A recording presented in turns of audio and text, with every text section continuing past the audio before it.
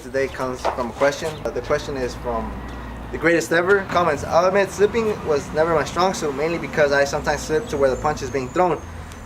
I was wondering if you guys could make a video on how to read your opponent and anticipate what kind of punch he would most likely throw next. Anyways, great video. So he left that a month ago. It takes us some time to get to these questions, guys. Not so much because we don't want to get to them or because we're too lazy to get to them quicker. It's just the fact that we have other things planned out before creating these videos, that it takes us a while to create the videos or the questions that you guys ask. So today we're gonna get to that, man. I know a month is a long time. We apologize for that, but yeah, today we're gonna break down how to anticipate punches to actually know what your opponent's next punch will be.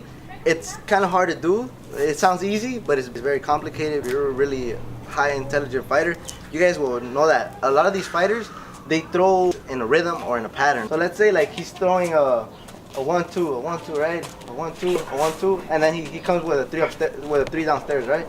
1, 2, 3, boom. Again, throw it, and you see that this is a punch that's connecting and that is working for him.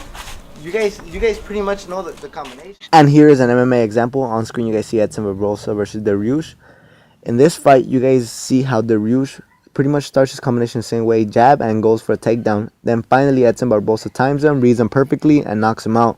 So pay attention to your opponent's patterns. Okay, so that's one way to anticipate your opponent's next punch. Find the rhythm, the pattern, but also a key factor is that you in boxing, nothing's ever for sure. Always be careful that your opponent isn't just tricking you into a certain pattern, because besides reading your opponent, sometimes your opponents are also smarter than what you think and they'll change it up. A good example of this is Canelo. If you guys watch the Canelo versus Khan fight, you see that Canelo, when he throws that right cross, he kind of goes to his left, like if he's throwing it like a left hook, the left hook that he was throwing at Amir Khan, right? So you guys kind of see him go on to his left, but he's actually setting up the overhand right that knocked out Khan.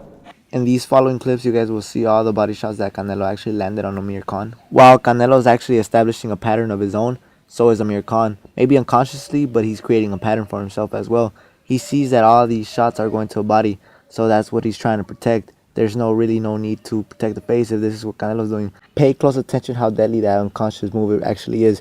You guys see Canelo actually here move to his left, almost as if he's going to throw a body shot. Amir Khan drops his hands to almost as if to protect the body, and Canelo knocks him out. So you guys have to be careful. Although fighters do create a rhythm, in any instant moment it could be a radical change, and they could surprise you and knock you out or hurt you. The second way to anticipate punches, Guillermo Rigondeaux does this pretty well, is lead hand occupation. But what he does is pretty much this. He always keeps his hand pretty much out there, man, a little bit out there, almost close to his opponent. And you know, he's always using his jab. He's always managing distance, right? And once he feels like a disturbance, and this is usually when his opponent strikes. So like, let's say they slap down his hand or something, or they move his hand, he automatically slips. Or like creates a new angle. Okay, so here's Guillermo Rigondeaux using lead hand occupation against Nonito Donaire. Every time Nonito Donaire parries Guillermo Rigondeaux's lead hand, Guillermo Rigondeaux automatically slips. I'm not going to get into a whole lot of detail on this. It's a pretty simple concept, but if you guys want a more clear explanation, I'm gonna leave a video down in the description box. Hopefully you guys click that link so you guys could learn more about lead hand occupation. That's one of the way that Rigondeaux actually anticipates punches. Anytime he feels like a disturbance in his jab, that's when he knows that his opponents will most likely shoot, and he automatically slips. The third way is, once again, coming back to concentration. Point number 1, focusing and reading your rhythm, reading your opponent's rhythm. A lot of these fighters too, they feint, man. So before coming in or before attacking you, they feint. So you pay close attention to that.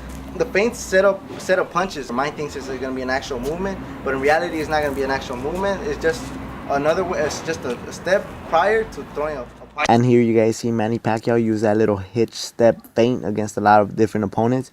Manny Pacquiao uses this little feint very efficiently. First of all, he manages the distance. He closes in the distance between him and his opponent, and then he's able to land that left cross. So it comes back to point number 1, read your opponent's rhythm. Look how Manny Pacquiao feints right here and lands that left cross. But in this clip, Marquez pretty much reads out the feint, knows that the left cross is coming, slips to the outside, and counterpunches Pacquiao. Those were our top 3 ways to anticipate punches. Once again, I just want to reassure you guys that boxing is a strategical game. Not all of this will not always work all the time, because there are high-level athletes out there perform these tasks well. Take that in mind, but these are just tips and tricks to help you guys inside the ring. So hopefully you guys enjoyed this video. Comment, like, subscribe, hit that notification bell. That way you guys are notified every time we upload a new video. Thank you guys. Peace.